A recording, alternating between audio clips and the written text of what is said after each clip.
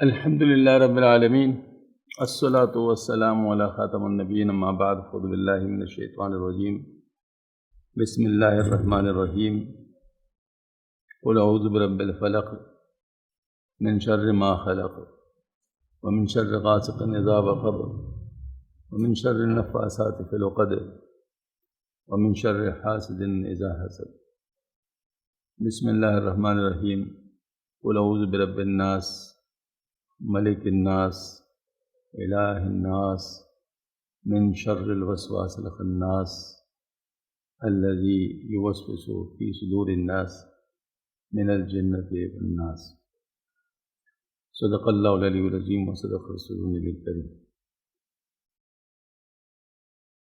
معزز خواتین و حضرات، اس میں ایک ٹاپک خصوصی طور پر رکھا گیا تھا، جادو، نظر لگنا اور جنات، اس سے متعلق تو بات تھی، اس پر ایک ٹاپک رکھ گیا۔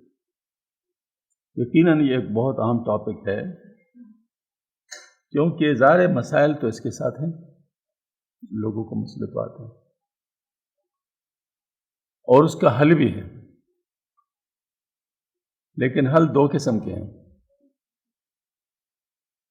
ہم صرف ایک قسم کے حل کو ڈیل کرتے ہیں، دوسری قسم کے حل ہیں اپنے نہیں پڑھتے، اپنے آپ کو نہیں ڈالتے۔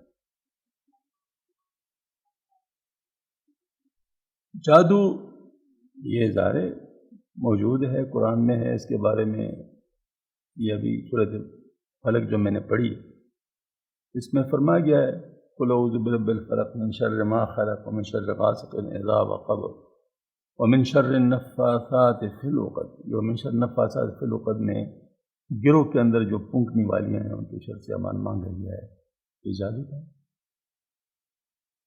تو اس طرح جادو سیکھنا سلیمان علیہ السلام کے وقت میں ہاروت ماروت سے، اس کا واقعہ کا ذکر بھی ہے یہ قرآن پاک میں، احادیث شریفہ میں بھی واقعات ہیں، تو اس سے انکار تو نہیں کیا جا سکتا۔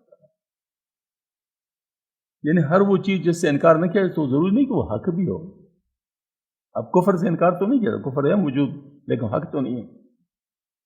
اسی طریقے سے جادو سے انکار نہیں ہے، لیکن ہے بہت خراب چیز۔ جادو میں پڑھنے والا شخص کا ایمان بچنا بڑا مشکل ہے۔ اتنا بڑا جمپ لگانا اپنے کسی دنیائی چیز کے لیے بہت ہی پرلے درجے کی حماقت ہے، اور ایسے حماقت لوگ آج کل کثرت کے ساتھ کر رہے ہیں،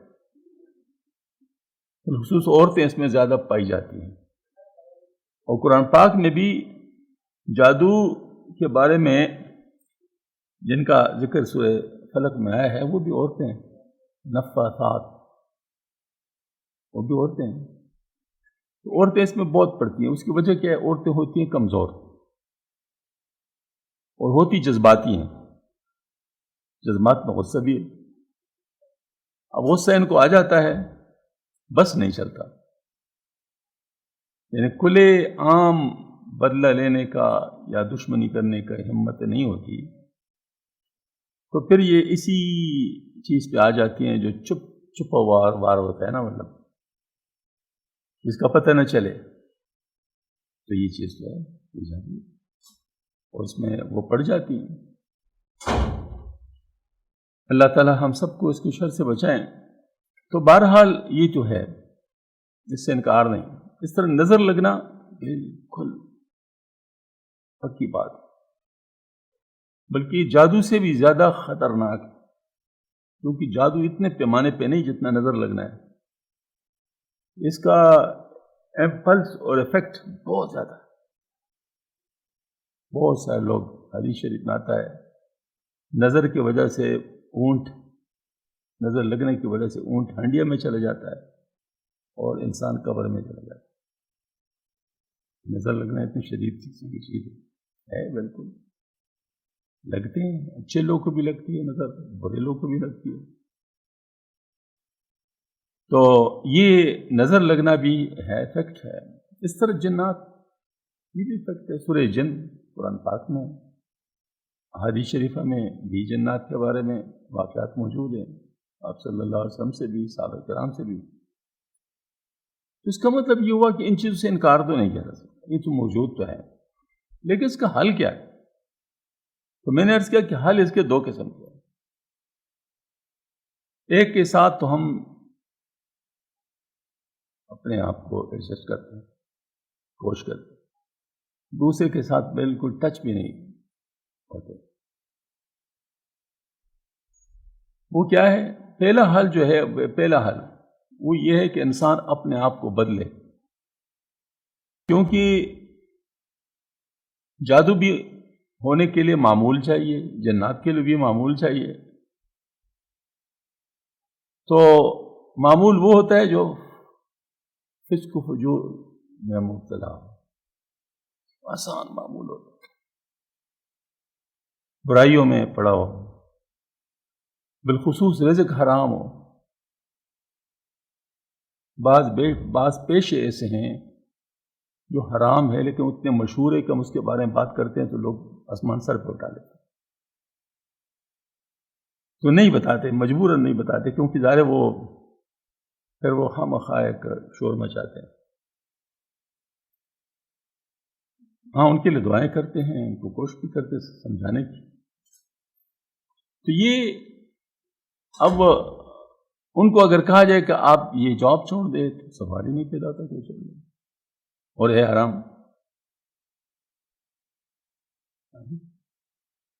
بس ان نائیوں کو دیکھے جو داڑھی منڈاتے ہیں، اب اس کو کہہ سکتے ہیں کہ اب یہ کام چھوڑ دیں؟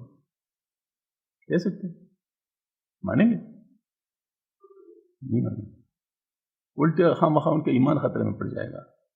اگر آپ کہیں گے تو پتہ نہیں کچھ ایسی باتیں کریں گے جس سے ان کا ایمان خطرے میں پڑ جائے گا۔ اس طرح اور کلیئر قسم کے پیشے ہیں جو کہ ناجائز ہیں۔ اور خیر مطلب یہ ہے کہ میں عرض کر رہا تھا کہ بتانا بڑا مشکل ہوتا ہے، لڑائی ہو جاتی ہے، ایمان کا خطرہ ہو جاتا ہے ان کو، ہم نے دیکھے۔ تو اس وجہ سے ان کو طریقے سے سمجھانا پڑتا ہے، ہاں جی، کہ آرام کا رزق چھوڑو۔ دوسرا یہ کہ جس گھر میں فسق و فجور ہوتا ہے، بالخصوص تصویروں کی برمار جہاں پر ہو، ٹیلی ویژن اور اس قسم کے خرافات، وہاں پر بھی ان لوگ ان چیزوں کا عامہ جگہ ہوتا ہے، ہاں جی۔ اس وجہ سے آپ وظیفے پڑھیں نا، تو وظیفے سے کیا ہوگا بھئی؟ صاف بات ہے، فرشتے تو نہیں آ سکیں گے اس گھر میں، اور جنات اور شرعی چیزیں آ سکیں گی، ان کو تو انویٹیشن ہے۔ اب بتاؤ آپ کا وظیفہ کیا کام کرے گا؟ تو یہ مطلب اس قسم کی چیزیں ہیں، فیکٹس ہیں، تو وہ مطلب بھی نہیں ہے۔ سب بڑے شوق سے لوگ کتے پالتے ہیں، اس کا ساتھ بھی ہے کہ جس گھر میں کتا ہوگا تو وہاں بھی فرشتے نہیں آتے۔ اب یہ حقائق ہیں، لیکن ہمارے معاشرے کے اندر یہ چیزیں مل گئی ہیں، اس وجہ سے اس پر بات کرنا بھی مشکل ہے۔ تو یہ میں کہتا ہوں، اپنے آپ کو بدلنا، اپنے حالات کو بدلنا، تو وہ دوسرے حالات بدل جائیں گے۔ قرآن پاک میں ظہر الفساد فی البر والبحر بما کسبت ایدی الناس، لوگوں کے اعمال کی وجہ سے کائنات کے اندر فساد برپا ہو جاتا ہے، کچھ کی طریقے فساد برپا ہو جاتا ہے لوگوں کے اعمال کی وجہ سے، سود کی وجہ سے، رشوت کی وجہ سے، زنا کی وجہ سے، اور قتل و غارت کی وجہ سے، یہ مطلب مختلف قسم کے فساد شروع ہو جاتے ہیں۔ تو اب یہ فساد جو اس وجہ سے آیا ہو تو رکے گا بھی تب جب یہ چیز ختم ہوگی نا، کیوں روٹ کاز اگر موجود ہے تو آپ کریں نا، دوسرے طریقوں سے آپ کریں نا، وہ جو روٹ کاز ختم جب تک نہیں ہو، جس کہتے ہیں وہ جس طرح کنویں میں کتا پڑا ہو، آپ اس کو پاک کرنا چاہے، جی مولوی صاحب کتنے مطلب جو ہے نا وہ بوکے نکالے، جی اچھا جی 1000 بوکے نکالے، 1000 بوکے کو تو ادھر ہی پڑاؤ، 1000 بوکے سے پاک ہو جائے گا۔ جب تک وہ نہیں نکالو گے اس وقت تک تو 1000 نہیں پورا، وہ بھی نکالو تو پھر بھی پاک نہیں ہوگا، ہاں جی۔ تو مقصد یہ ہے کہ جب تک وہ روٹ کاز ختم نہیں ہوگا اس وقت تک یہ چیز صاف نہیں ہو سکتی، اور روٹ کاز کے لیے کوئی تیار نہیں ہے، مطلب اس کو درست کرنے کے لیے۔ ہمارے پاس جتنے لوگ آتے دو قسم کے لوگ ہوتے ہیں. ایک وہ ہوتے ہیں جو اپنے حالات بدلنا چاہتے ہیں، اپنی اصلاح کرنا چاہتے ہیں، ان کے لیے تو ہم بسر چشم آتے ہیں. ظاہر بزرگوں نے ہماری ڈیوٹی لگائی، ہمیں تو یہ کام کرنا پڑے گا چاہے ہم جیسے بھی. لیکن کچھ لوگ ایسے نہیں، حالات تو ہم اپنے حالات تو نہیں بدلیں گے، بس ہمارے حالات بدل جائیں، دوسرے حالات بدل جائیں. مثلا کاروبار پنسا ہوئے وہ ٹھیک ہو جائے، بیماری دور ہو جائے، بچے فرمان بردار ہو جائے، یہ ہو جائے وہ ہو جائے، یہ خواہشیں لے کے بہت سارے آتے ہیں. ٹھیک ہے، تو ہم ان کے سامنے وہ راستہ لکھ دیتے ہیں، بھئی ایک طریقہ تو اصلاح والا ہے، اصلاح چاہتے ہیں دوسرے طریقہ ہی ہے، اس میں ہم نہیں جاتے. وہ ہمارا طریقہ ہی نہیں ہے، کیونکہ ہم عامل نہیں ہے. ہم نے وہ کبھی کیا ہے نہ کبھی اس کو ٹچ کیا ہے، نہ کبھی ٹچ کریں گے انشاءاللہ. پکی نیت ہے، نہ کبھی ٹچ کریں گے. کوئی مفت میں اس طرح برتن میں سجا کے بھی پیش کرے پھر بھی نہیں لیں گے. پھر جب ایسی بات ہے تو پھر ہم کیوں ان کو دھوکہ دیں؟ ان کو صاف بتاتے ہیں بھئی ہمارا میدان نہیں، اس میں ہم نہیں جاتے. ہمیں خوب پتہ ہے کہ دوسری طرف جو لوگ ہیں بہت بدماشی کر رہے ہیں آج کل، اس میں بھی شک نہیں ہے. عملیات والے نے دماغ چوکٹی مچائی، دھوکہ، جھوٹ، فریب. کیا بتاؤں، اس وقت لوگ نفس کے شکار میں ایسے آ چکے ہیں کہ ڈاکٹر کے پاس جاؤ نا، ڈاکٹر کے پاس اگر وہ جنات کا کیس ہو، جادو کا کیس ہو، وہ اس کو بیماری کہے گا، کیونکہ اس کا پیسہ کس چیز میں ہے؟ اس میں ہے. اور عامل کے پاس جاؤ تو بے شک شور بیماری والی بات ہو، وہ کبھی بیماری کی بات نہیں کرے، وہ کہتے جی جادو ہے، یہ ہے وہ ہے. کوئی بھی سچ کہنے والا نہیں ہے، کوئی بھی سچ کہنے والا نہیں. پھر کیا کرے؟ جھوٹ کا بازار گرم ہے، تو آپ کے پاس صرف ایک ہی راستہ کھلتا ہے، اور وہ کیا ہے؟ اپنے آپ کو بدلو. کون سا طریقہ بچتا ہے؟ اپنے آپ کو بدلو. اللہ تعالیٰ کے ساتھ دوستی کرو. دیکھ قرآن پاک کے بالکل ابتدا میں اللہ پاک نے صاف صاف فرمایا ہے. میں کہتا ہوں قرآن پاک کو اس نظریے سے کوئی دیکھتا ہی نہیں کہ ہم سمجھ جائیں. بس پڑھنے کے لیے تو پڑھ لیتے ہیں، یہ بھی اللہ کا شکر ہے کہ پڑھ لیتے ہیں، لیکن سمجھنے کے لیے نہیں پڑھتے. اب دیکھو بالکل قرآن کی ابتدا میں فرماتے اللہ ولی الذین آمنوا یخرجہم من الظلمات الی النور والذین کفروا اولیاءہم الطاغوت یخرجونہم من النور الی الظلمات. صاف کہتے ہیں کہ اللہ پاک تو مومنین کا دوست ہے، وہ ظلمات سے، اندھیریوں سے ان کو روشنی کی طرف لے جاتا ہے. اور جو کفار اس کے طاغوت ہے وہ جو ہے نا ان کو جو ہے نا وہ نور سے ظلمات کی طرف لے جا رہے ہیں. صاف بات ہے. تو اس کا مطلب یہ ہے کہ اگر اللہ کے ساتھ دوستی کرو گے تو کام آ جائے گا، کام بنے گا. اور چلو بالفرض نہیں بنا، مثلا ویسے میں بالفرض کہتا ہوں، ویسے ایسا ہی نہیں، لیکن بالفرض میں اس لیے کہتا ہوں تاکہ لوگ سمجھ آ جائے، تو اصلی زندگی تو بچ جائے گی نا. وہ تو کم از کم آپ کو فائدہ ہے، وہ تو کم از کم آپ کا فائدہ ہے، وہ تو آپ کی بچ جائے گی نا. اس لیے میں کہتا ہوں کہ بعض لوگ کہتے ہیں بھائی بڑے نیک نیک لوگ ہوتے ہیں ان کو بھی تکلیف ہوتی. ہم کہتے ہیں پیغمبروں کی بھی تکلیف، بلکہ ایسی تکلیفیں آئی ہیں جو ہم پر کبھی آئی نہیں ہے. ایسی ایسی تکلیفیں پیغمبروں پر بھی آئی، لیکن وہ ان کے مقام کو بلند کرنے کے لیے تھی. وہ تکلیفیں وہ یوں سمجھ لیا کہ تباہی والی تکلیفیں نہیں ہیں، وہ تو بنانے والی تکلیفیں ہیں. ایسے تکلیفوں کے بارے میں فرماتے ہیں کہتے تکلیفیں جو ہے نا 3 قسم کی ہوتی ہیں. مصائب 3 قسم کی ہوتی ہیں. پہلی قسم جس پہ آتی ہے وہ شکر کرتا ہے کہ میں اس سے زیادہ کا مستحق تھا، مجھے تو اللہ نے بچا لیا کم پہ. یہ شکر کرنے والے ان کے درجات بلند ہو رہے ہیں اس تکلیف کی وجہ سے. ایسے تکلیف والے دیکھیں گے قیامت میں ان کو اتنی زیادہ نیکیاں مل گئی، حیران ہو جائیں گے کہاں سے آئی. ان کو کہا جائے گی تمہاری تکلیفوں کی وجہ سے تکلیفیں آئی تھی تمہارے اوپر، اس کا اجر ہے. تو لوگ جو دوسرے لوگ ان کو دیکھیں گے نا تو کہیں کاش ہمارے جلد کینچیوں سے کاٹے جاتے، لیکن آج ہمیں یہ اجر مل جاتا، اتنا زیادہ اجر ہوتا. حدیث شریف میں یہ بھی ہے کہ بعض لوگ کسی نفلی عمل کی وجہ سے کوئی مرتبہ جو اللہ نے مقرر کیا اس کے لیے وہ نہیں حاصل کر سکتا. نفلوں میں سستی ہوتی ہے. نفل صرف نماز میں نہیں ہوتا، صدقات میں بھی نفل ہوتا ہے اور چیزوں میں بھی نفل ہوتا ہے. تو وہ یہ کہ مطلب یہ ہے کہ وہ کس طریقے سے نفلوں میں سستی ہوتی ہے وہ نہیں کر پاتے، لیکن اللہ نے ان کا مرتبہ کسی وجہ سے بڑھا رکھا ہوتا ہے. اگر نہیں رکھ سکتے تو ان پہ تکلیف لے آتے ہیں، وہ تکلیف کو اور اس کو صبر نصیب فرماتے اور ساتھ ان کو اجر بھی دیتے. تو ایسا ہوتا ہے بعض لوگوں. حدیث شریف میں باقاعدہ آیا ہوا ہے. تو اس کا مطلب ہے کہ کچھ لوگوں کے لیے تو یہ تکلیف ہے مقامات کی بلندی پر. امام حسین رضی اللہ تعالیٰ عنہ پورے خاندان کو تو کیا خیر ہے، کیا ہوا؟ ان کو تو اللہ نے اتنا بڑا مقام دے دیا کہ ہم تصور بھی نہیں کر سکتے. جی پوچھنا ہو تو مجھے رسانی رحمۃ اللہ سے پوچھو ان کے بارے میں کیا فرماتے. اور یزید جس نے ایسی حرکت کی تھی وہ 2.5 سال کے بعد خود مر گیا. تو کیا کمایا؟ یہ حالت تھی کہ اس کے بیٹے نے اس کے تخت پہ نہیں بیٹھا. کہتے میں نہیں بیٹھ سکتا ظالم تخت پہ. یزید نے بیٹھا. تو اس کا مطلب یہ ہوا کہ ان کو کچھ بھی نہیں.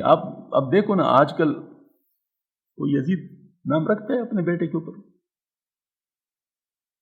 اور حسین نام آپ کو کتنے ملیں گے؟ میرے پوتے کا نام حسین. آج تو یہ آپ کو ملیں گے لیکن یزید کا نام آپ کو نہیں ملے گا. تو اس کا مطلب ہے کہ لوگوں کی نظروں میں اس کا مقام کیا ہے، اللہ کے ہاں اس کا کیا مقام ہے، وہ کدھر چلا گیا. دوسری طرف حضرت امام حسین رضی اللہ عنہ وہ بڑے بلند مقام پہ چلا گیا. تو اس وجہ سے تکلیفیں اگر کسی پہ ویسے آتی ہیں اس سے ہم انکار نہیں کرتے. ہم کہتے ہیں یہ تو ان کے مقام کی بلندی کے لیے آتی ہے. لیکن وہ تکلیفیں جو جن کا میں ذکر کر رہا ہوں وہ ایسے نیک لوگوں پہ نہیں آئے گا. ہاں جی. پھر دوسری بات، کچھ لوگ ایسے ہوتے ہیں جو گناہوں کی معافی کا ذریعہ بن جاتی ہے تکلیفیں. مثلا گناہ اس سے ہوتا ہے یکدم کوئی تکلیف آ جاتی ہے اس کو دھو دیتی.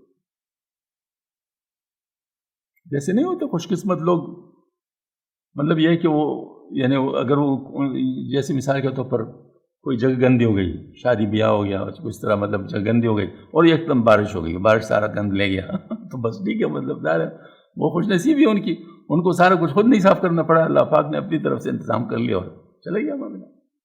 ہوتا ہے ہمارے حج کے موقع پر اکثر ہم دیکھتے تھے کہ 5ویں دن تقریباً 5ویں دن مینا میں بارش ہو گئی، خون وغیرہ سارے جتنا مطلب وہ ظاہر قربانی ہوتی ہے وہ سب کے سب ہو جاتے. اللہ پاک کا انتظام ہو جاتا تھا. تو اس کا مطلب یہ ہے کہ یہ جو چیز ہے مطلب یہ اس قسم کی ہے کہ کوئی تکلیف ایسی آئی جو آپ کے گناہ کو ساتھ دے گئی، یعنی توبہ کی توفیق ہو گئی اور اس کے ساتھ گناہ معاف ہو گیا. ایسی تکلیف یہ مبارک.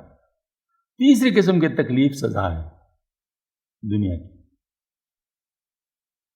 اس سے آپ کو کچھ آخرت میں بھلائی نہیں ملتی، دنیا میں آپ کو سزا ملتی ہے. آخرت کی سزا اپنی جگہ. وہ اچھا نشانی کیا بتاتے ہیں؟ پہلے کا یہ بتاتے کہ وہ مصیبت پہ شکر کرتے ہیں کہ ہم تو اس سے زیادہ کا مستحق تھے لیکن اللہ نے بچا دیا.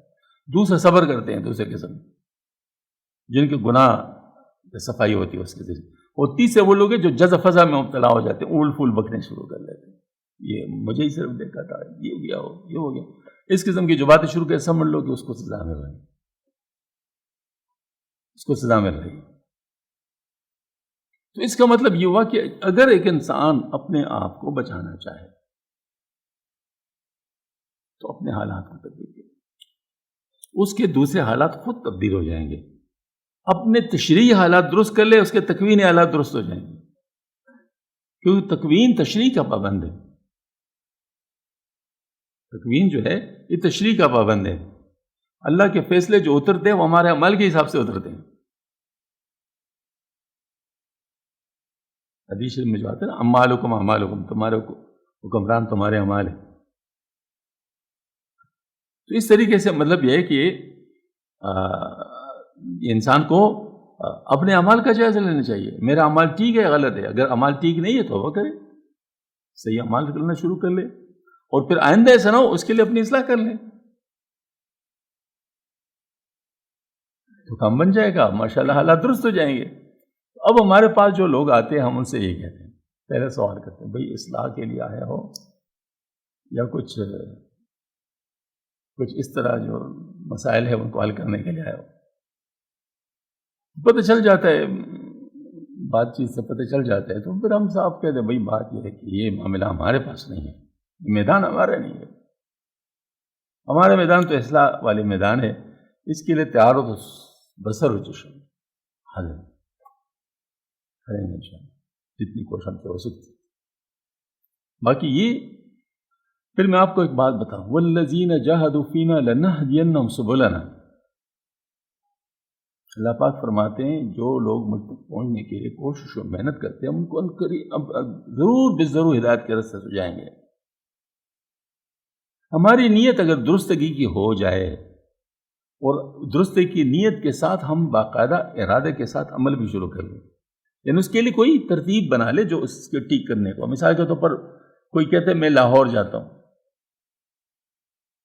لیکن نہ اس نے اپنا مطلب ارادہ تو الفاظ میں کر لیا, لیکن نہ اس نے اس کے لیے کچھ انتظام کیا ہے, نہ پیسوں کا, نہ گاڑی کا, نہ کسی سے کہنے کا, اس طریقے سے وہ نظر نہیں آتا, تو آپ کیا کہیں گے کہ واقعی لاہور جا رہے ہیں؟ بس ویسے ہی زبانی بات ہے. بہت سارے لوگ یہ حج ان پہ فرض ہوتا ہے, تو ان سے کہتے ہیں حج کیوں نہیں کرتے ہو؟ کہتے جب بلاوا آئے گا تو کر لیں گے. بلاوا کا مطلب کیا ہے؟ حکم ہے قرآن میں, قرآن سے زیادہ کون سی مستند ہے؟ جب تمہارے اوپر جب تمہیں استطاعت ہو تو حج کا ایام میں تم پر حج فرض ہو جاتا ہے. الحج اشہر معلومات فمن فرض فیہن الحج. مطلب یہ ہے کہ وہ تو حج اگر فرض ہو گیا بس کا بات پر کرنا ہے. یہ بات تو نہیں کہ بلا کیوں آپ کو ٹیلی فون آئے گا. ہاں ایسے لوگ ہیں, لیکن وہ اسپیشل کیسز ہیں, وہ اس کے لیے نہیں کہ آپ حج کر لے, وہ بلاوا اس لیے ہوتا ہے کہ ادھر پہنچ جائیں. وہ حج انہوں نے کیا ہوتا ہے, وہ آپ کو سناتا ہوں.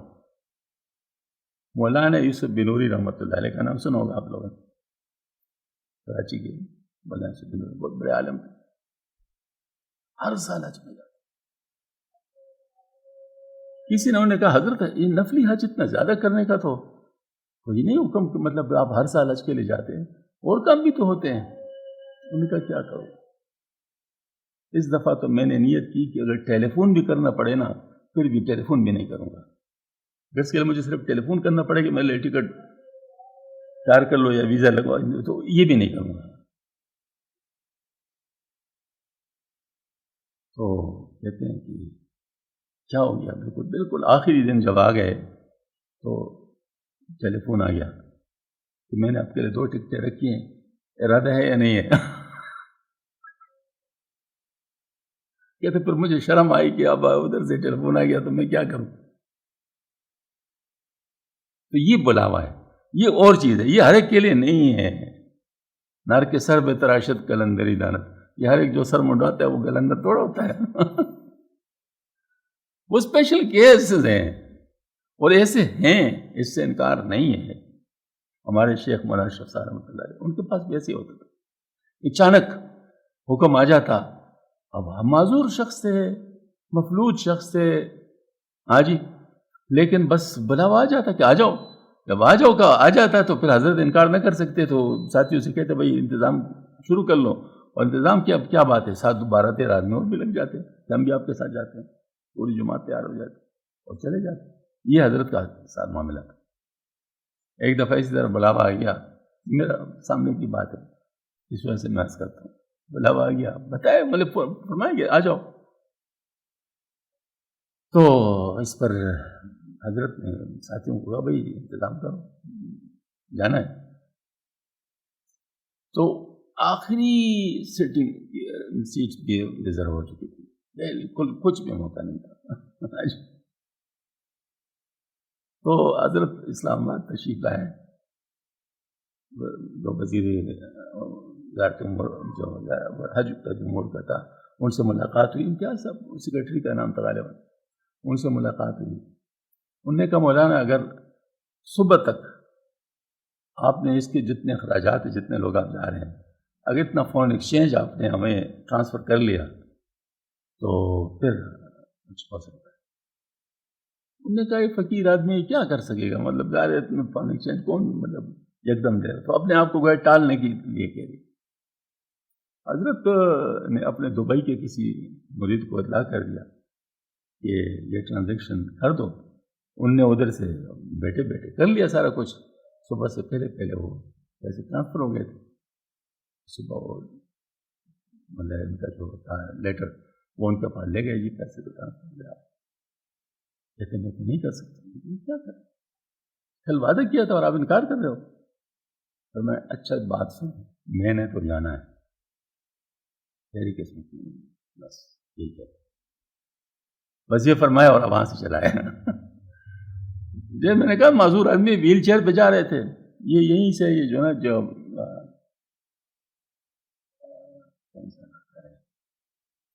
یہ پارک سے آگے کیوں کون سا علاقہ ہے، تھوڑا سا ہاں میلوڈی کے پاس ٹرن بازار تو مذہبی امور ہے نا، ادھر سے ٹرن لے رہے تھے. وہیں جسٹس عبدالحکیم صاحب ان کا وہ حضرت کے مرید تھے، ان کا بنگلہ قریب. تو ان کے خادم نے کہا کہ حضرت آپ تک گئے ہوں گے تو تھوڑا سا آرام ادھر کر لیں جسٹس صاحب کے یہاں، پھر بعد میں چلیں گے. انہوں نے کہا یہ بات تو اچھی بات ہے. تو انہوں نے وہیں سے ادھر ٹرننگ لے لی اور حضرت کے بنگلے پہ پہنچ گئے. انہوں نے کہا اوہ حضرت آپ تشریف رکھیے، میں ابھی آتا ہوں، مجھے جنرل حضرت نے بلایا ہے، میٹنگ ہے میرے ان کے ساتھ، تو آپ ادھر بیٹھے، میں بس ابھی آتا ہوں. تو وہ حضرت کے خادم نے ان سے کہا کہ اگر آپ ادھر ہی جا رہے ہیں تو پھر یہ ہمارا کیس ہے، اس کو بھی لے جائیں کیونکہ اس کا انکار ہو چکا ہے. تو ممکن ہے ان کے پاس کوئی راستہ ہو. ہاں بالکل، مجھے دیتے سارے کاغذات، سارے کاغذات سے لے لیے اور میٹنگ کے لیے چلے گئے. ماضی الحق سے بات کری، ڈائریکٹ جانتے تھے مولانا صاحب کو، ان کے بڑے مداح. تو اس پر جو ہے نا مطلب ہے اس نے کہا کہ مولانا کو اتنے اخیر میں کیوں یاد آ جاتا ہے. بس صرف اتنا کہا، مولانا کو صرف اتنے اخیر میں یاد کیوں آ جاتا ہے. اور پھر سائن کر لیا کہ اسپیشل طور پہ جو ہمیں اس کو اکوموڈیٹ کیا جائے. بس فوراً وہاں چلے گئے، سارے آج تو مطلب یہ ہے کہ اب بلایا تھا تو بلایا نا، بس بلانے کے لیے تو پھر یہ چیزیں ہوتی ہیں، پھر تو اس کے لیے انتظام خود اللہ تعالیٰ کی طرف سے ہوتا ہے. وہ اسپیشل کیس ہے ہمارے کے لیے، اس کے لیے بھی یہی طریقہ ہے. اپنی اصلاح کرو، اپنے آپ کو بناؤ، اپنے آپ کو اللہ کا دوست بنا دو. جب تم اللہ کے دوست ہو جائے تو دوستی کا حق اللہ پاک سے زیادہ ادا کرنے والے کوئی نہیں ہے. وہ تو اتنا غفور الرحیم اور اتنا کریم اور اتنا وہاب ہے کہ ہم تصور بھی نہیں کر سکتے. اگر ہم لوگ اس کی طرف رخ کر لیں تو کافی راستے بن جائیں گے. ایک بہت ہی اوپن راستہ ہے، بہت ہی اوپن راستہ ہے، اللہ پاک نے ہر ایک کے لیے چھوڑا ہے. اس کے لیے بزرگ ہونا بھی ضروری نہیں ہے. مطلب یہ ہے کہ وہ چھوڑا ہے، سب کے لیے چھوڑا ہوا ہے. جیسے ہوتا ہے شاہراہ ہوتی ہے نا، شاہراہ پہ اب سارے آ سکتے ہیں جو بھی آنا چاہیں. تو ایک شاہراہ اللہ پاک نے چھوڑا ہے سب کے لیے، اور وہ کیا ہے؟ تہجد کا وقت. تہجد کا جو وقت ہے اس کے لیے نہیں کہا کہ کوئی بزرگ پڑھے گا تو میں اس کو دوں گا، بلکہ یہ فرمایا ہے باقاعدہ آواز آتی ہے اللہ تعالیٰ کی طرف سے، ہے کوئی پریشانی میں مبتلا کہ اس کے پریشانی دور کرو، ہے کوئی مصیبت زدہ کہ اس کی مصیبت دور کرو، مطلب جو ہے نا وہ پریشان حال کے اس کی پریشانی دور کر لو، ہے کوئی ایسا مسلسل فجر تک آواز آ رہی ہوتی ہے. اب ایسی حالت میں جو خوش قسمت اس وقت کھڑا ہو کر نماز پڑھ کے پھر کہہ دے کہ یا اللہ میں حاضر ہوں، میرا یہ مسئلہ ہے،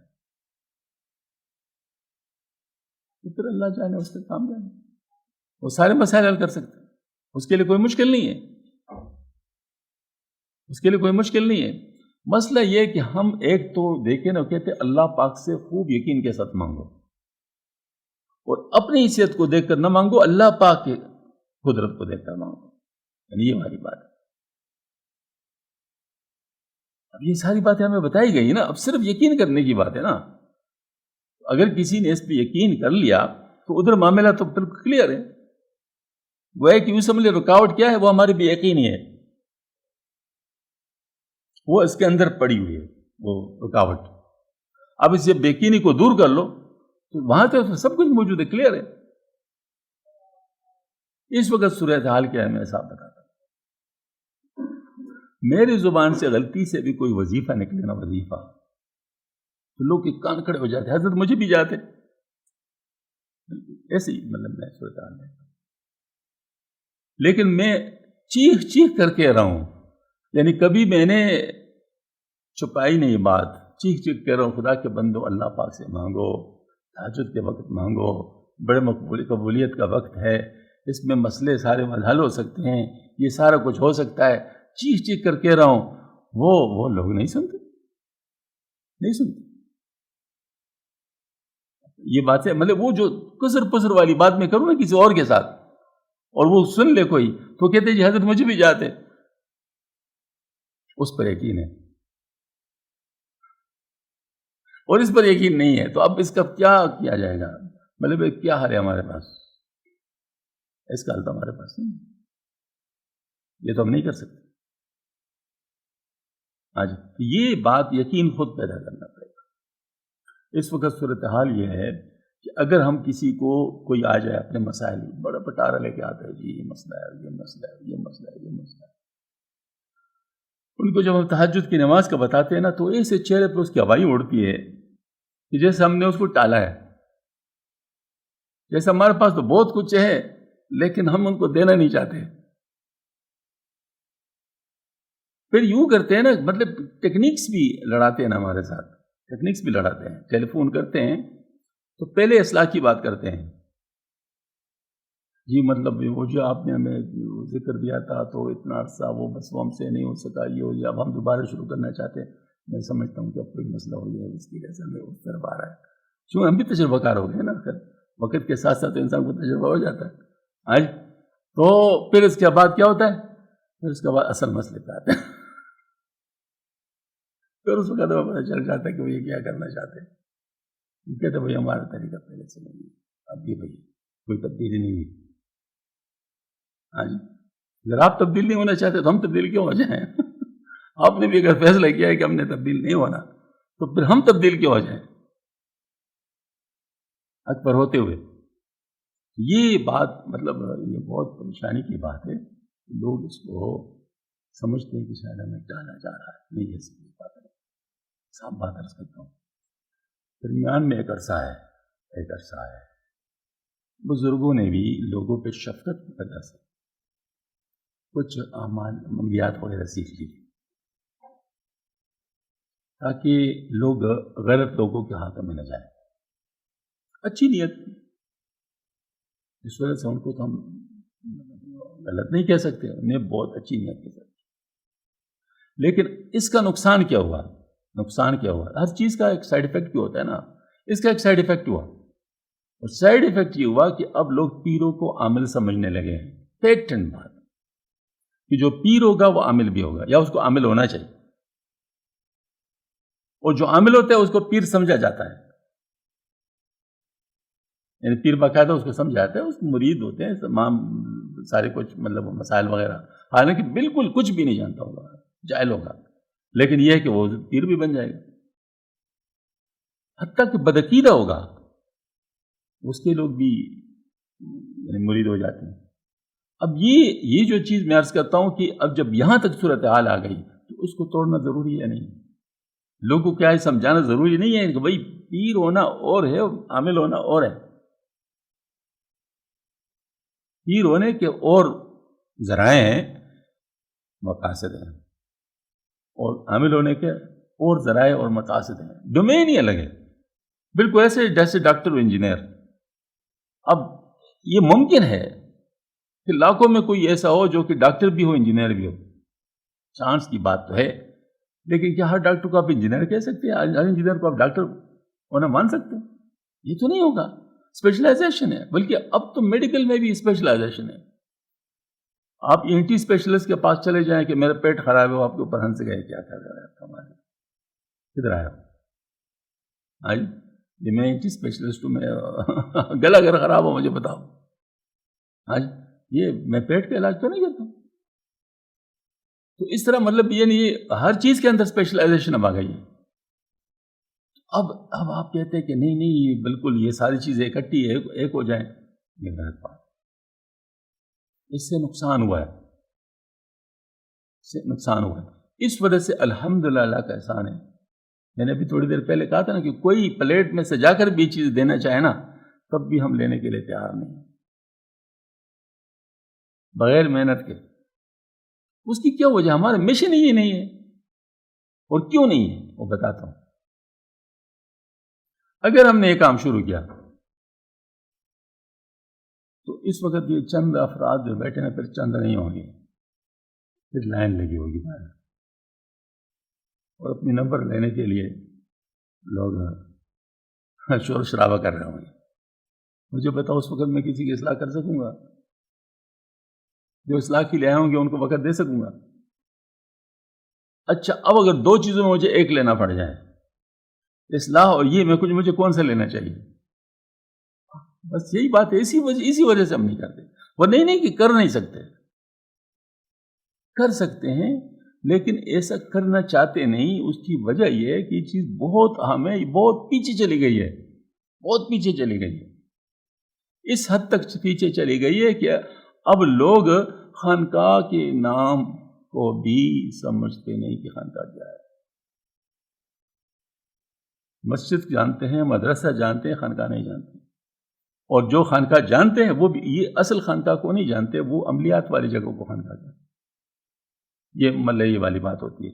پہلے وہاں پر بھی میں اکثر کہا کرتا ہوں کہ میں خانقاہ میں ہوتا ہوں، تو ایک ہمارے گریڈ 21 آفیسر دوست تھے، پڑھے لکھے تھے، گریڈ 21 ایسے تو نہیں بنے تھے. تو مجھ سے پوچھا جی آپ کدھر ہوتے ہیں؟ میں نے کہا میں خانقاہ میں ہوتا ہوں. میں نے کہا اس میں کس کا مزار ہے؟ میں نے کہا بھائی اگر اس میں مزار کا ہونا ضروری ہے تو شاید میرا ہی مزار ہے، میں کیا کروں، میں ہی اس میں ہوتا ہوں. یعنی لوگوں نے سمجھا ہوا ہے کہ شاید خانقاہ کے ساتھ مزار ہونا ضروری ہے. مجھے بتاؤ بنور ٹاؤن میں جو مدرسہ ہے بہت مشہور، اس میں حضرت مولانا یوسف بن نور رحمۃ اللہ کا مزار ہے. میں نے خود دیکھا. دارالعلوم کراچی بہت مشہور مدرسہ ہے، وہاں پر مفتی شفیع صاحب رحمۃ اللہ علیہ کا مزار ہے، اور بھی بزرگوں کے مزارات ہیں وہاں پر. اس طرح آپ کسی اور جگہ بھی جائیں تو مدرسوں کے اندر بھی بزرگوں. تو کیا آپ مدرسے کے ساتھ یہ مانتے ہیں کہ وہاں کسی کا مزار ہونا ضروری ہے؟ مدرسے کا مزار کے ساتھ کیا تعلق؟ ہاں مزار مدرسے میں ہو سکتا ہے، ناممکن نہیں ہے. کوئی استاد شیخ الحدیث کوئی بزرگ فوت ہو جائے اور ادھر ہی دفن کر لے تو بات کا واقعہ ہے نا. پہلے تو کچھ نہیں تھا، پہلے تو مدرسے ہی تھا. تو اس طرح پہلے خانقاہ ہوتا ہے، پھر اس کے بعد اگر کوئی بزرگ فوت ہو جائے اس میں دفن ہو جائے تو ایک بات کا واقعہ ہے، وہ پہلے کی چیز نہیں ہے. اس کے ساتھ کوئی تعلق نہیں کہ اس میں خواہ مخواہ ایک مزار ہی ہوگا. ہاں یہ الگ بات ہے، کچھ مزاری لوگ ہیں وہ مزاروں کے ذریعے سے کماتے ہیں، ان کے مزار تو ہوں گے. ظاہر وہ تو مزاری کے پیچھے چلتے ہیں نا. یہ بھائی امام رحمۃ اللہ علیہ یہ بہت بڑے بزرگ ہیں، حضرت عبداللطیف رحمۃ اللہ علیہ قادری سلسلے کے بزرگ ہیں، بہت بڑے بزرگ ہیں. لیکن لوگوں نے کیا بنایا اس کا؟ دنیا داروں نے کیا چکر دے دیا؟ سارا مطلب جو ہے وہ چکر وہاں پر ساری دنیا داری کے چکر چل رہا ہے. میں اس لیے کہتا ہوں کہ جو دنیا دار لوگ ہیں، جو مزاری لوگ ہیں، جو مزاروں سے کماتے ہیں، ان کا کام تو ہوگا، وہ تو کریں گے، ان کے تو خانقاہوں میں ہوگا. وہ تو ان سے تو ہم نہیں کہہ سکتے کہ ان میں نہیں ہوگا. لیکن جو اصل خانقاہ ہیں وہاں پر ایسا نہیں ہے، یا ایسا نہیں ہونا چاہیے. وہاں صرف اصلاح کی بات ہوتی ہے، اور اصل چیز اصلاح ہے. یعنی آپ اندازہ کر لیں، میراث یہ بہت اہم فن ہے. میراث تو اس کے مطلب خصوصی مطلب اس میں خصوصیت کے بارے میں جو علماء کرام بتاتے ہیں کہ اتنا بڑی چیز ہے کہ قرآن میں باقاعدہ اس کے لیے پوری ایک رکوع اتاری گئی ہے جس میں میراث کے احکام ہے، کیونکہ قرآن میں صرف اجمالی باتیں ہوتی ہیں، زیادہ تر اجمالی باتیں اور تفصیلات احادیث شریف میں ہوتی ہیں، کیونکہ قرآن کا زیادہ تر میدان دعوت ہے، توحید، رسالت اور آخرت، یہ میدان ہے مطلب قرآن کا۔ باقی مسائل زیادہ تر جو ہے نا اس میں آتے ہیں، حدیث شریف میں آتے ہیں، کیونکہ آپ صلی اللہ علیہ وسلم سے ہی جو ثابت ہوتا ہے تو وہی دین بنتا ہے۔ تو خیر ایسا ہے کہ تو اس میراث کو اتنا اہم علم جو سمجھا گیا ہے، اس کی ثبوت کے طور پہ کہتے ہیں کہ اتنا بڑا علم ہے کہ قرآن میں پورے ایک رکوع میں اس کے موٹی موٹی باتیں ساری آ گئی ہیں۔ اور میں اگر کہوں کہ اسی اصلاح کے لیے پوری سورت اتاری گئی ہے، میں ابھی آپ کے سامنے پڑھ کے سناتا ہوں۔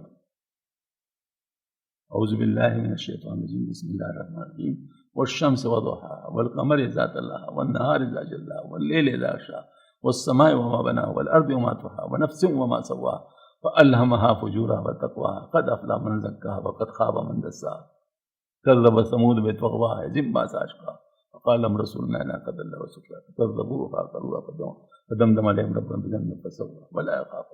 پوری سورت اس کے لیے بتائی گئی، اور 7 قسمیں کہا کر اللہ پاک نے 7 قسمیں کہا کر اس حقیقت کو بیان کیا۔ تو اصلاح کا کام کتنا اہم ہے، اس پر مکمل کامیابی کی نوید ہے۔ قد افلح من زکاہا، جس نے اپنے نفس کا تزکیہ کیا یقیناً کامیاب ہو گیا، قد افلح، اور نہ کیا وقد خاب من دساہا، جس نے اپنے نفس کو ایسی حالت میں چھوڑ دیا اس طرح پہلے تھا، وہ یقیناً تباہ و برباد ہو گیا۔ اب جس چیز کے حاصل کرنے پر ساری کی ساری کامیابی ملتی ہو، اور جس کے نہ ہونے پر ساری کی ساری ناکامی ملتی ہو، مجھے بتاؤ کتنی چیز اہم ہوگی، کتنا اہم ہوگا۔ اب اتنے اہم چیز کو تو لوگوں نے کیا کیا، اچھا کام، بھئی اچھا کام تو ہے ہی، لیکن اس طرح آپشنل نہیں ہے۔ اچھا کام تو آپ آپشنل کو کہہ دیں نا کہ یہ بھی کر سکتے ہو، یہ بھی کر سکتے ہو، یہ بھی کر سکتے ہو، یہ بھی، اس میں یہ اچھا ہے، یہ آپشنل ہوتا ہے۔ کیا یہ آپشنل ہے؟ چھوڑ سکتے ہو، چھوڑو گے تو پتہ چل جائے گا۔ اور وہ کیا ہے، وقت خاب من دساہا، تباہ و برباد، تباہی و بربادی ہے۔ جب یہ صورتحال ہے تو ہم یہی کہیں گے اس پر اس وقت انتہائی محنت کی ضرورت ہے، یکسو ہونے کی ضرورت ہے، تمام چیزوں سے یکسو ہونے کی ضرورت۔ کم از کم کچھ لوگ ایسے ہونے چاہیے جو اس کے علاوہ کوئی اور کام نہ کرے، یعنی جس کو ہم کہتے یہ نہیں کہتا ہوں میں نماز نہ پڑھے وہ تو لازم وہ تو لازم ہے نماز بھی پڑھے، کیونکہ وہ تو اسی میں شامل ہے۔ لیکن مطلب یہ ہے کہ جو جیسے تبلیغ کا کام ہے، اہم کام ہے، تصنیف کا کام ہے، اہم کام ہے، اس طرح مطلب یہ ایک تدریس کا کام ہے، اہم کام ہے، یہ دینی کام ہے نا سارے۔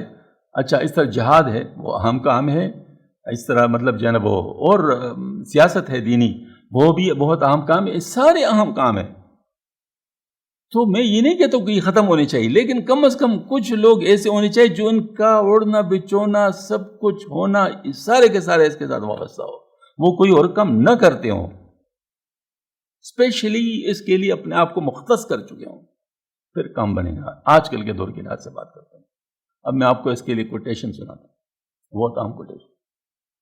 حضرت مولانا اشرف علی تھانوی رحمۃ اللہ علیہ، وہ ایسے نادر روزگار عالم تھے،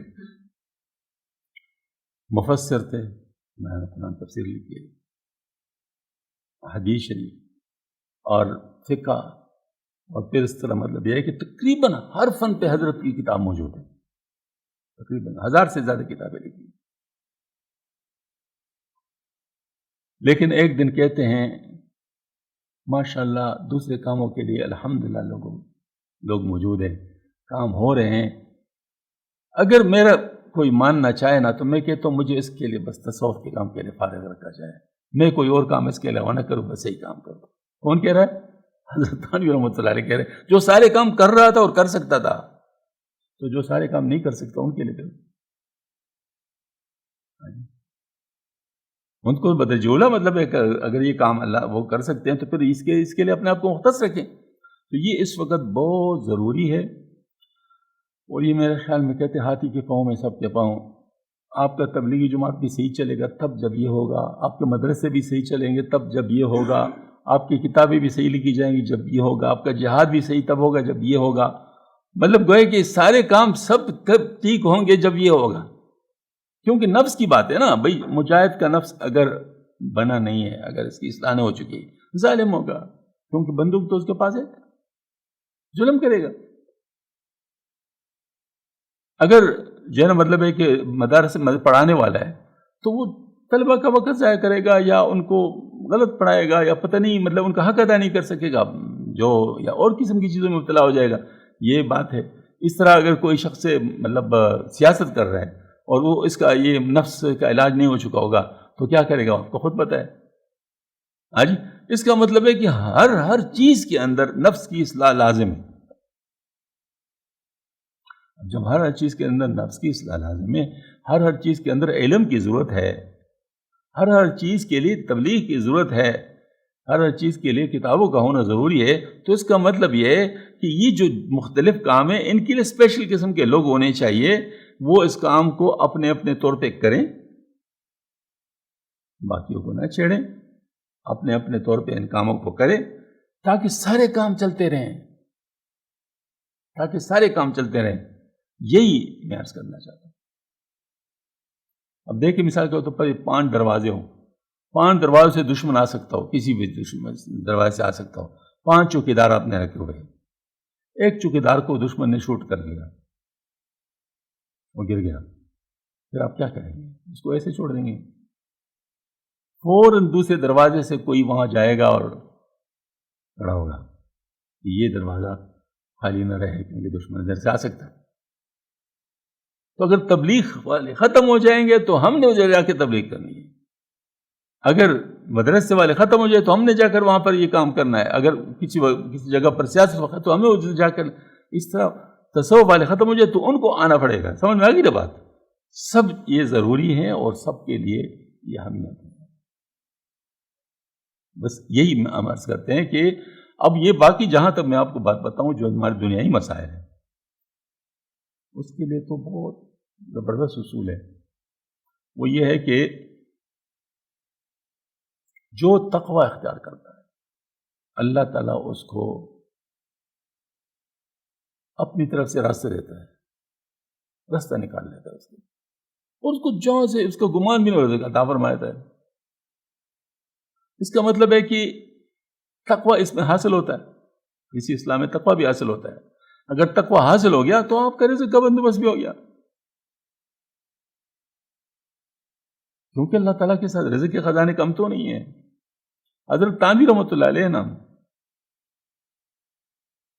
انہوں نے کوئی ملازمت نہیں کی، ابتدائی طور پہ کی تھی، مدرسے میں پڑھاتے تھے، پھر بعد میں حضرت حاجی صاحب نے چھوڑا دیا، بس ٹھیک ہے جا کر خانقاہ میں بیٹھ جاؤ، نہیں ملے بس ادھر بیٹھ جاؤ. وہاں بیٹھ گئے، توکل اللہ. اللہ پاک نے ایسا ماشاءاللہ ان سے کام لے لیا، اور ساتھ اس کے دنیا کے نظام ایسا آسانی کے ساتھ چلتے تھے کہ وہ بالکل بہت سارے چیز چل رہی، نظام چل رہا تھا. تو اللہ پاک نے یہ ہمارے مولانا عبدالحق صاحب رحمۃ اللہ علیہ، اس طرح دوسرے حضرات جو ہوتے ہیں ہمارے، جو بڑے بڑے حضرات گزرے ہیں جن نے اپنے آپ کو دین کے لیے وقف کیا تھا، تو پھر کیا ہوا ان کے ساتھ؟ ان کو اللہ پاک نے اپنے زندگی میں بھی عطا فرما دی، اور بعد میں ان کی جو اولاد ہے وہ تو کچھ زیادہ ہی ان کو بڑھا دیا. لیکن میں نے کہا کہ اتنا اللہ پاک نے دے دیا کہ اب آدمی حیران ہو جاتا ہے. اس کا مطلب ہے کہ یہ چیز جو ہے نا، یہ ایک دفعہ گئے تھے دارالعلوم کراچی میں گیا تھا، تو میرا کام تھا مفتی رفیع عثمانی صاحب دامت برکاتہ کے ساتھ. تو حضرت کو اطلاع ہو گئی تو انہوں نے مجھے بلایا اور اپنے ساتھ بٹھا دیا. اس وقت مشورہ ہو رہا تھا مہمان خانے کے کھڑکیوں کے پردوں کا.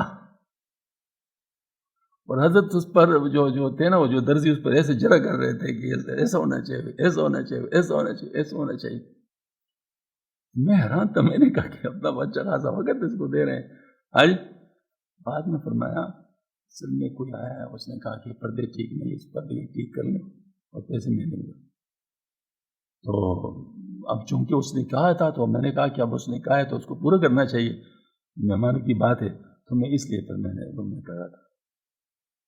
یعنی آپ اندازہ کہ اچھا یہ 50 سال کا ان کا جشن جو ہے نا وہ مدرسے کا، اس میں ان دونوں حضرات نے کہا کہ ہمارے ایک پیسہ بھی نہیں لگا. ایک پیسہ کیا ہوتا ہے؟ ایک پیسہ بھی نہیں لگا ہمارا، حالانکہ پورا بڑا انتظام ہو گیا، ہم نے خود دیکھا، لیکن ایک پیسہ بھی نہیں لگا. اس کا مطلب ہے کہ اللہ پاک کا اپنا ایک نظام ہے، وہ چلاتا ہے، وہ چلاتا ہے. لیکن تم اس کی نیت سے نہ کرو، تم اللہ کے لیے کرو، تم اس کو دین کے لیے کرو، آخرت کو درست کرنے کے لیے کرو. دنیا کا کام اس کا وہ دے دے گا. تو ہمارے جو دنیا کے مسائل ہے وہ اللہ کے لیے کچھ بھی نہیں. تم اپنا اللہ کا بنا. من کان للہ کان اللہ لہ. جو اللہ کا ہو گیا اللہ اس کا ہو گیا. جب اللہ کسی کا ہو جاتا ہے، مجھے بتاؤ پھر کیا کمی ہے کسی کی؟ پھر کوئی کمی نہیں ہے. ہم اس میں صرف جس کو کہتے ہیں نا افسوس کی بات ہے، دنیا کے معاملے میں ہم بہت دور کی کوڑیاں لاتے ہیں. ایسا ہو جائے گا، ایسا ہو جائے گا، ایسا ہو جائے گا. سامنے ناکامیاں ہوں گی، اس کے باوجود مثال کے طور پر دیکھیں نا، باہر ملکوں کے لیے جو بھاگتے ہیں اور وہ جاتے ہیں تو لوگ پکڑے جاتے ہیں، مارے جاتے ہیں، ڈوب جاتے ہیں. ہوتے ہیں نہیں ہوتا؟ دیکھتے ہیں خود، اتنے ڈوب گئے، اتنے مارے گئے، اتنے ہو گئے، اتنے ہو گیا، پھر بھی جاتے ہیں جی، پیسے بھی دیتے ہیں. رسک فیکٹر بہت بڑا لیتے ہیں. اور دین کے کام میں صرف دور کی بھی اگر کوئی آ جائے نا کہ چلے یہ بھی ہو سکتا ہے، نہیں بھائی. اور قریب چیزیں کامیابیاں پڑی ہوتی ہیں، لیکن نہیں، اس طرف نہیں جاتے. تو یہ سب کے سب ہمارے ساتھ نفس و شیطان کی چکر ہے کہ نفس ہمارا بگڑا ہوا ہے، مانتا نہیں، اور شیطان اس کو استعمال کر رہا ہے. تو اس کا ایک ہی طریقہ ہے، اپنے نفس کا علاج کرو، اپنے نفس کا علاج کرو تاکہ نفس کا ٹیڑھ ختم ہو جائے. اسی کے لیے ہم بزرگوں کے پاس آتے ہیں. ہمارا کام صرف یہی ہے. پشاور میں ہم گئے تھے مولانا اشرف صاحب رحمۃ اللہ کے پاس، نہیں اسلامک کالج میں ایڈمیشن لینے کے. کوئی مدرسے میں ایڈمیشن ہم نے نہیں لیا، کوئی خانقاہ میں ہم نے ایڈمیشن نہیں لیا. کس چیز میں؟ ایک کالج میں ایڈمیشن لیا. نیت کیا تھی؟ دنیا کی. صاحب بات. ہاں وہاں کچھ لوگوں نے کہا یہاں ایک بزرگ ہوتے ہیں، وہ دین کی بات کرتے ہیں، اثر کرو. ہم نے کہا چلو ہم بھی چلتے ہیں. ہم چلے گئے تو دل نے کہا کہ یہ جگہ بیٹھنے کی. اب کچھ پتہ نہیں کہ مولانا کون ہے. 4 سال کے بعد پتہ چلتا ہے مولانا پیر ہیں. اس سے پہلے کا پتہ بھی نہیں. 4 سال معمولی عرصہ نہیں ہے جبکہ ہم جاتے رہے ہوں. یہاں تو پیروں کے گھروں پہ جھنڈے لگے ہوتے ہیں نا، پیر صاحب، پیر صاحب، پیر صاحب، پیر صاحب. ہاں جی، وہاں 4 سال ہم جاتے رہے، ہمیں پتہ نہیں تھا کہ مولانا صاحب پیر ہیں. پتہ کیسے چلا؟ میرا پھوپھا جان جو طالب بند تھے مجھ سے ایک دن پوچھتے ہیں، شبیر آپ اس سے بیعت ہو چکے ہیں؟ میں نے کہا کیا وہ بیعت کرتے ہیں؟ بڑے حیرانگی سے پوچھا، اچھا آپ کو پتہ نہیں ہے؟ یہ سب کو پتہ نہیں. یونیورسٹی میں جو اتنا دینی ماحول ہے کس کی برکت سے؟ ان کی برکت ہے. اچھا یہ تو باقی چلو پھر ٹھیک ہے. ارادہ کر لیا، لیکن ارادہ وہی نوجوانوں کا جیسے ارادہ تھا، لوزلی بانڈ مطلب جنم بس میں ہو جائے گا والی بات ہے. وہ اس طرح چلتا رہا. پھر اللہ پاک کی طرف سے دیکھ انتظام ہوتا ہے، بزرگوں کی نظر ہوتی ہے، اللہ پاک کا اپنا کرم ہوتا ہے. تو اللہ کی طرف سے انتظام شروع ہو گیا. میں نے کچھ خوابیں دیکھنے شروع کی. خوابوں میں بڑی کلیئر چیزیں آنے لگی اس کے بارے میں. پھر بھی نہیں سمجھا. ہماری سستی، مطلب ہمارے اندر سستیاں ہیں نا، اس میں سے انکار تو نہیں. سستی سمجھ بھی گیا پھر بھی سستی. آخر میں ایسے لوگ کے لیے پھر کچھ اور طریقہ ہوتا ہے. آخری خواب جو میں نے دیکھا تو ایسے جیسے کسی کے پیچھے ڈنڈا اٹھایا جاتا ہے نا کہ سب ٹھیک ہوتے ہوئے نہیں ہوتے ہو. ہاں جی بس پھر میں نے کہا ٹھیک ہے. پھر گیا مولانا صاحب کے پاس. مولانا صاحب اس طرح خواب دیکھ. اچھا کسی کے ہاتھ پہ بیعت کرو. میں نے کہا اگر آپ کے ہاتھ پہ کرنا چاہوں. اچھا پھر کرنا لیا. پھر چلا گیا حضرت سے بیعت. 1971 میں ایڈمیشن لیا. 76 میں حضرت کے ہاتھ پر بیعت ہوں. 71 میں آنا جانا شروع کیا. 76 میں بیعت. یہ اللہ پاک ہے. ایسے پاک لوگ سبحان اللہ. اس سے اپنے آپ کو مٹائے ہوا.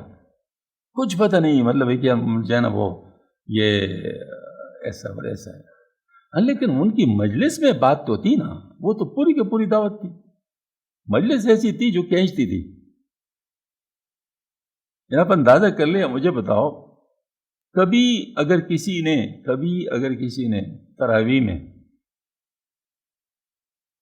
ایک رکعت میں ایک سپارہ سے زیادہ نہ سنا ہو, وہ ان کے ہاں جا کے ایک رکعت میں جو ہے نا وہ کیا کریں, ایک رکعت میں مطلب نہیں, ایک رکعت میں 20 پارے سن لے اور دوسرے رکعت میں 10 پارے مطلب وہ دہا تک سن لیں.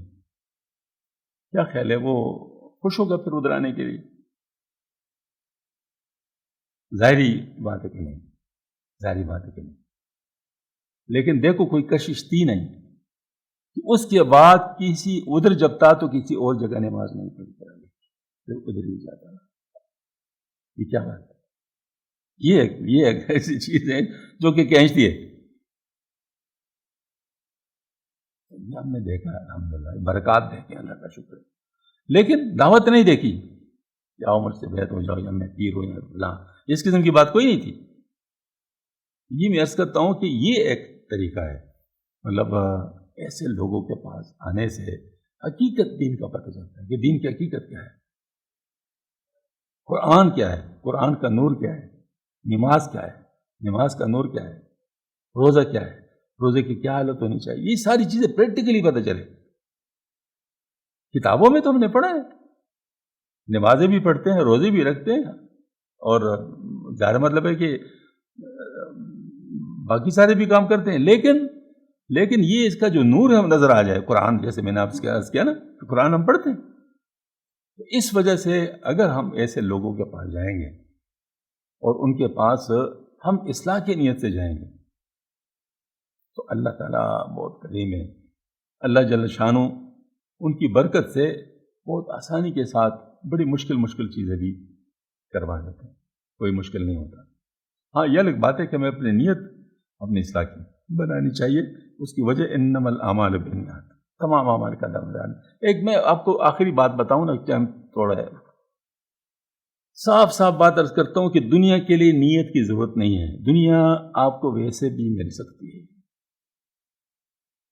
بغیر نیت کے بھی مل سکتی ہے نا, اس کے نیت کی ضرورت نہیں ہے. دین کی ہر بات کے لیے نیت کی ضرورت ہے. مفتی مولانا صاحب پیچھے بیٹھے ان سے پوچھو, نماز میں اگر نیت نہ کی ہو اور پورا نماز پڑھ لو تو نماز ہو جائے گی. روزے کی نیت نہ کی ہو روزہ ہو جائے گا. حج کی نیت نہ کی ہو حج ہو جائے گا. عرفات پہ چلے جاؤ مطلب خانہ کعبہ کے 1 لاکھ تو آپ کر لو, لیکن حج کی نیت نہ کرو تو کیا ہے, تو دین کے ہر کام میں نیت کی اہمیت ہے. دنیا بغیر نیت کی بھی مل جاتی ہے. دنیا کے لیے نیت کی ضرورت نہیں ہے. اب ہم ایسا عجیب ماحول میں پنسے ہوئے کہ ہماری ہر چیز میں دنیا کی نیت ہے, اور جس میں نیت ہونی چاہیے اس میں کسی چیز میں بھی سمجھ میں آ گئی نا بات. یہ خطرناک باتیں ہیں, خطرناک باتیں. ان سے تبدیل ہونا چاہیے نا ساری چیزیں. تو سب سے پہلے ہماری نیت کیا ہونی چاہیے. مثال کے طور پر اس مجلس میں کوئی آنا چاہے, اس مجلس میں کئی نیتوں سے انسان آ سکتا ہے. ایک تو وہی جو میں سائز کیا مشہور نیت ہے کہ میرے مسئلے حل ہو جائے. ایک تو یہ نیت ہو سکتی ہے. دوسری نیت ہو سکتی ہے بھائی تقریب میں بڑا مزہ آتا ہے سننے میں, یہ بھی نیت ہو سکتی ہے. اس طریقے سے مطلب علم حاصل کیا جا سکتا ہے. یہ بھی نیت ہو سکتی ہے، لیکن یہ بھی نیت ہو سکتی ہے کہ میری اصلاح ہو جائے گی. سب سے اونچی نیت یہی ہے. علم بھی بغیر نیت کے حاصل ہو سکتا ہے.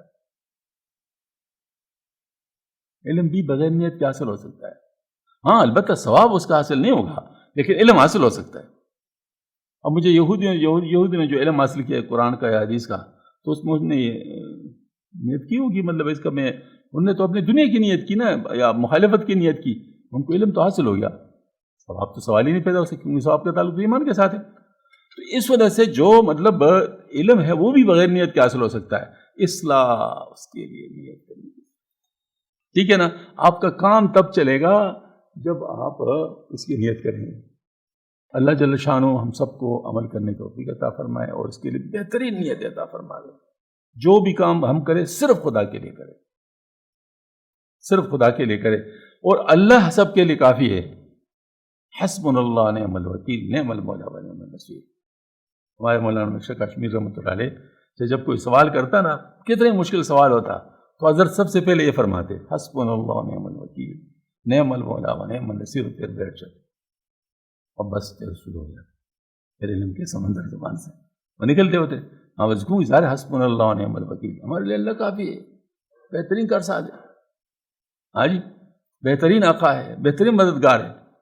تو اب یہ زبردست مطلب ہے کہ پہلے یہ کرو کہ اللہ کے لیے سب کام کرو. باقی جو دنیا کی چیزیں ہیں وہ سب اللہ کے ہاتھ میں ہیں. وہ اللہ تعالیٰ ویسے بھی دے سکتے ہیں. اس لیے کہتے ہیں نا، وہ ہمارے تبلیغی جماعت والے حضرات بھی اکثر یہ بات کرتے ہیں. وہ کہتے ہیں بھائی یہ دنیا تو چنگی میں مل جاتی ہے. دنیا کے لیے باقاعدہ علیحدہ نیت کرنے کی ضرورت نہیں، چنگی میں مل جائے. چنگی میں مل جانے کا مطلب یہ ہے کہ آپ تو دین کا کام کر رہے ہیں، لیکن ویسے ہی اللہ پاک آپ کے لیے اسباب بنا دے اور آپ کے دین کے کام بھی، دنیا کے کام بھی ہونے لگے. ایسا ہو سکتا ہے اور ہوتا بھی ہے بعض دفعہ. تو اگر وہ دنیا کی نیت کرے جرم نہیں ہے دنیا کی نیت، لیکن دین میں دنیا کی نیت نہ کرو. دنیا میں دنیا کی نیت کر سکتے ہو.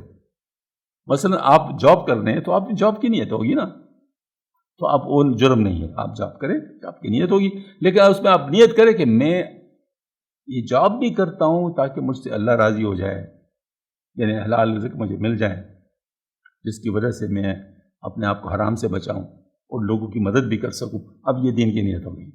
آپ کی دنیا کی چیزیں لیکن دین بن گیا ہے. دنیا کی چیز جاب کر رہے ہیں آپ، لیکن دنیا کی چیز لیکن یہ آپ کے لیے دین بن گیا. اس طریقے سے آپ جو ہے نا، مطلب یہ ہے کہ جو بھی کام کریں اس میں آپ اللہ کی رضا کی نیت کر لیں تو وہ دین کا کام بن جائے گا. بے شک وہ دنیا کا کام کیوں نہ ہو.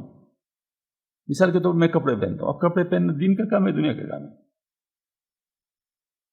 دنیا کا کام ہے، لیکن میں اس لیے یعنی پہن لوں خوبصورت کپڑے کہ اللہ جمیل یحب الجمال، اللہ پاک اس پر خوش ہوتے ہیں کہ میں اچھے کپڑے پہن لوں. اگر اللہ پاک نے مجھے اچھے کپڑے دیے، سبحان اللہ. بس اب یہ دین کی نیت ہو گئی. آج تو اس طرح مطلب ہے کہ ساری چیزیں اگر ہم سیکھ لیں تو ہماری دنیا ہے نا وہ بھی دین بن سکتی ہے. اس کا الٹا کم از کم اس سے بچ جائیں گے. وہ کیا ہے کہ ہمارا دین دنیا بن جائے، دین کے اندر ہم دنیا کی نیت کر لیں. اس سے اللہ تعالیٰ ہمیں بچائے. وآخر دعوانا الحمد للہ رب العالمین. ربنا تقبل منا انك انت السميع العليم وتب علينا انك التواب الرحيم. اللهم انا نسألك من خير ما سألك من ربك